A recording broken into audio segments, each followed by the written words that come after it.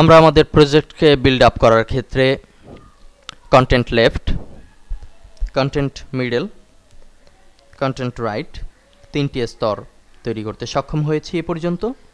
কিন্তু আমাদের যে মূল যে প্রজেক্ট অর্থাৎ যেটির মতো করে আমরা তৈরি করব সেখানে কিন্তু আমরা কিছু লেখা অতিরিক্ত দেখতে পাচ্ছি। লেফট কন্টেন্ট একটু বড় সাইজে, মিডল কন্টেন্ট বড় সাইজে, ভিডিও ফ্রম ইউটিউব বড় সাইজে।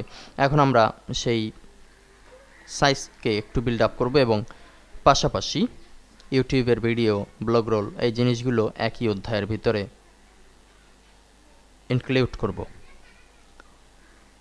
আমরা এখান থেকেই কপি করে নিতে পারি। এখানের যে লেখাটুকু আছে সেই লেখাটুকুকে কপি করে আমরা আমাদের যে ড্রিমওয়েভার আছে সেখানে আমরা লিখেছিলাম কন্টেন্ট লেফট, এখানে আমরা লিখে দিচ্ছি, লেখাটি পেস্ট করছি। পেস্ট করলে লেখাটি কিন্তু একটু বর্ধিত হয়ে গেল এবং পরের যে লেখাটি এখানে আমরা যা খুশি তাই লিখতে পারি। আমরা লেখা সম্পর্কে তো অবশ্যই অবহিত আছি কিভাবে লিখতে হয়। কপি করে আমরা পরের কন্টেন্ট মিডল এখানেও আমরা এই বিষয়টিকে এভাবে দিয়ে দিচ্ছি। এখন আমরা আমাদের যে মূল যে ব্রাউজার, আমরা এখানে বিআর কিভাবে দিতে হয়, বিআর কন্টেন্ট লেফট, অর্থাৎ আমরা কন্টেন্ট লেফট এখানে লেখা হয়েছে লেফট কন্টেন্ট, এখানে একটু নীল কালি দেওয়া হয়েছে এবং পরের লাইন থেকে আবার শুরু হয়েছে। এই বিষয়টি যদি করি তাহলে কন্টেন্ট লেফটে আমরা যাব। এখানে আমরা শিফট এন্টার দিলে বিআর তৈরি হবে। আমরা যদি কোডে যাই তাহলে দেখব একটি বিআর তৈরি হয়েছে, বিআর হ্যাশ শেষ। এবং কন্টেন্ট মিডল এখানেও আমরা বিআর তৈরি করব, বিআর এটাও তৈরি হয়েছে। এখন আমরা এখান থেকেই চাইলে পারি যে এখান থেকে আমরা এটাকে একটি ক্লাস ঘোষণা করব।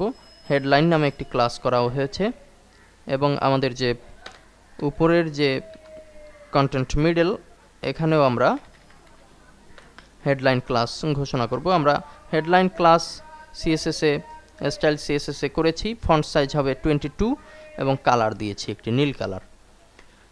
আর পরের যে কন্টেন্ট সেখানে আমরা যে কাজটি করব, কাজটি হচ্ছে এখানে আমরা লিখে দিচ্ছি শুরুতে ইউটিউব ভিডিও, একই সাথে আমরা ভিডিওটি অ্যাড করব, ভিডিও ফ্রম ইউটিউব এই কথাটি লিখব, video YouTube, video from YouTube এবং একটু বিআর করে দিচ্ছি। আমরা ভিডিও ফ্রম ইউটিউবে যাচ্ছি এবং এখানে বিআর হয়েছে। এখানে আমরা ইউটিউবের থেকে প্রাপ্ত কোড ইনক্লুড করব। আমরা যাচ্ছি ইউটিউবে, অবশ্যই নেট লাইন থাকতে হবে ইউটিউবের ভিডিও ইমপ্লিমেন্ট করার ক্ষেত্রে, কেননা নেট লাইন চালু না রেখে আমরা ভিডিওকে দেখতে পারবো না। এখন আমাদের নেট লাইন চালু আছে বিধায় আমরা আমাদের যে সাইট সেখানে ভিডিও ফ্রম ইউটিউব এই কথাটি দেখতে পাচ্ছি এবং একটি ভিডিও দেখতে পাচ্ছি। আমরা এখান থেকে আমাদের চয়েস মতো একটি ভিডিও, ধরুন আমরা কমেডি একটি ভিডিও নেব, কমেডি,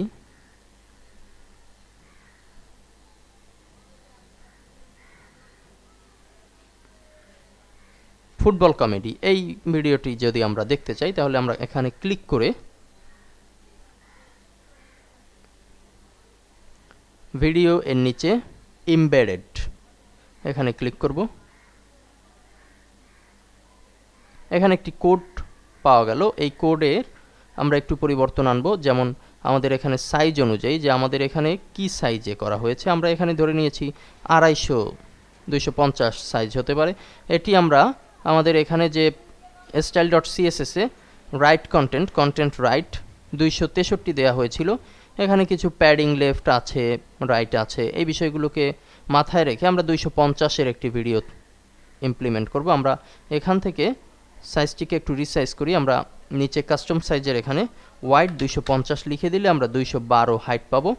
এই ভিডিওটি আমরা নেব, কাজেই এখানে আমরা এখন কোডটি সিলেক্ট করে সিলেক্ট অল দিয়ে কপি করে আমাদের যে ড্রিমওয়েভার সেখানে index.html এ YouTube video, video from YouTube বিআর দেওয়া হয়েছে, তারপরে যদি আমরা কোডটুকু পেস্ট করে দেই এবং সেভ দেই তাহলে কিন্তু আমাদের যে এক্সাম্পল সিএসএস এটি রিলোড করার সাথে সাথে একটি ভিন্ন মাত্রা দেখতে পাবো।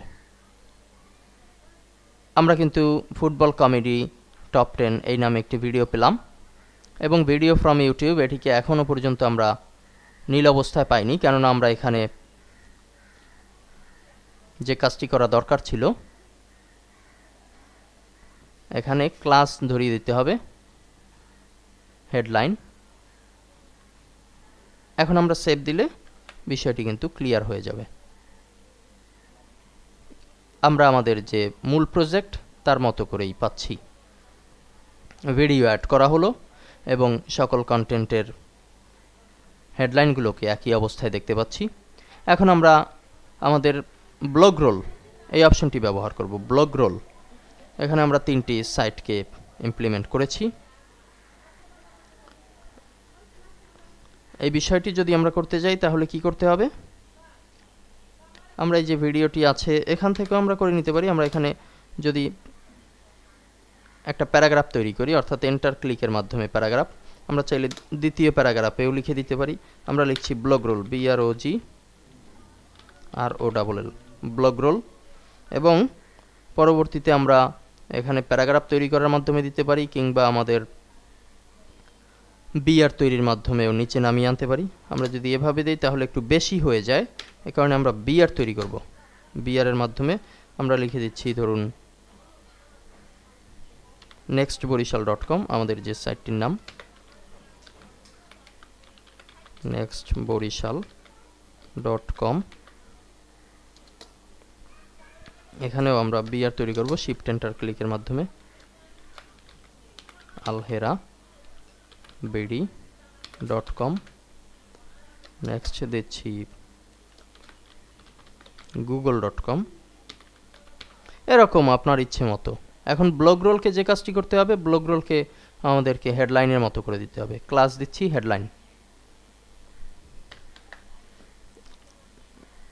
এখানে আমরা ছোট হাত দিয়ে পারি কিংবা বড় হাত দিয়ে পারি, আমরা যদি এভাবেও দিয়ে দিতে পারি। আমরা ওই প্রজেক্টে যেভাবে দেখেছি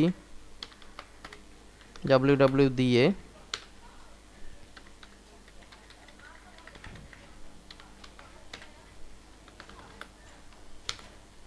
এভাবে দিয়ে আমরা যদি করি তাহলে কিন্তু হবে, কিন্তু এই মুহূর্তে কিন্তু আমরা লিঙ্ক অবস্থায় পাবো না। আমরা একটু সেভ করে প্রজেক্টটি আবার একটু দেখে নিচ্ছি। আমাদের যে CSS এক্সাম্পল, এটিকে রিলোড দিলে আমরা কিন্তু ব্লগ রোল পেয়ে গেলাম।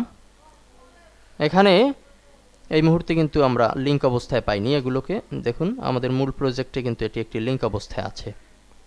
আমরা এখন লিঙ্ক তৈরির জন্য যে কাজটি করব, এখানে এভাবে ধরে আমরা এখানে দিয়ে দিচ্ছি যার যে লিঙ্ক http://nextborishal.com, এটি দিয়ে আবার এখানে একটু ক্লিক করছি, লিঙ্ক হয়েছে।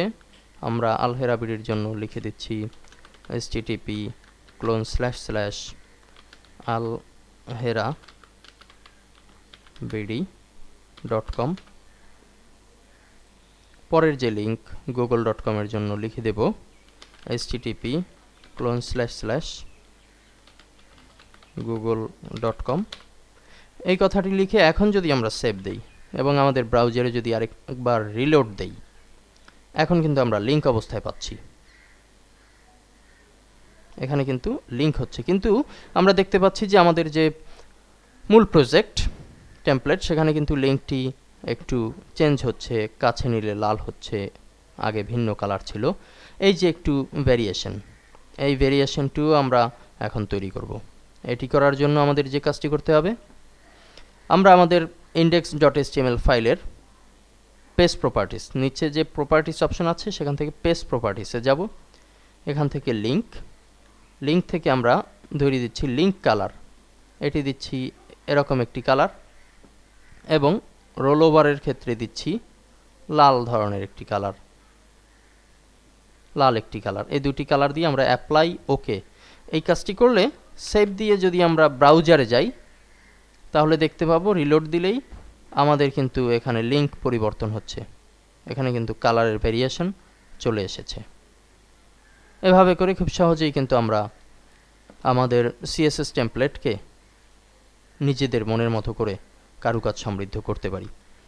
সামনের লেসনে আমরা ফুটার অপশনকে যোগ করব। এই মুহূর্তে কিন্তু ফুটার অপশন যোগ করা হয়নি, সামনের লেসনে আমরা ফুটার অপশনকে যোগ করার সিস্টেমটি দেখব।